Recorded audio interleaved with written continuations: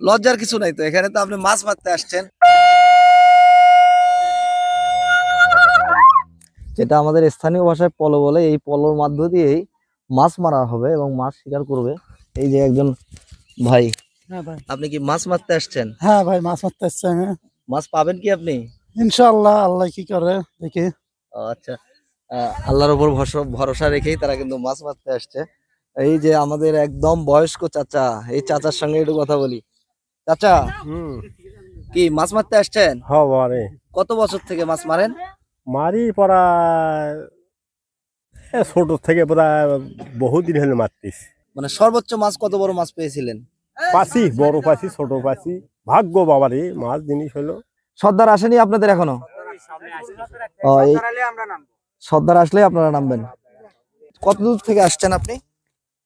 আদুল্লাপুর থেকে। আদুল্লাপুর থেকে। এখান থেকে কত কিলো? 25 কিলোমিটার। হ্যাঁ।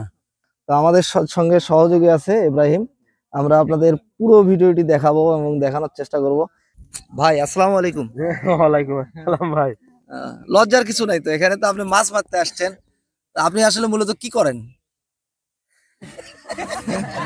আপনার আপনার পেশাটা কি? কৃষিকাজ।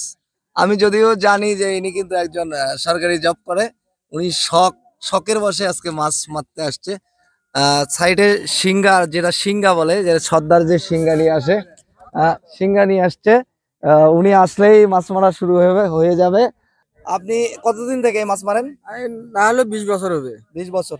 আপনার সর্বোচ্চ মাছ কত বড় মাছ পেয়েছিলেন?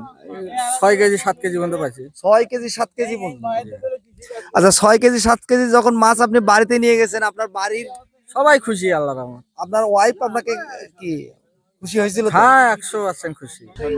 দর্শক, আমরা কিন্তু ইতিমধ্যে আমাদের এই কাঙ্ক্ষিত যে সর্দার যিনি বলে, এই সর্দারকে পেয়ে গেছি। আপনি এই যে দর্শক, এই যে এটাকে বলা হয় স্থানীয় ভাষায় শিঙ্গা। আমি একটু শিঙ্গাটা ফুগানোর চেষ্টা করি। আমি তো কোনোভাবে পাচ্ছি না। আপনি একটু বাজিয়ে দেন। হ্যাঁ হ্যাঁ, বাজিয়ে দেন।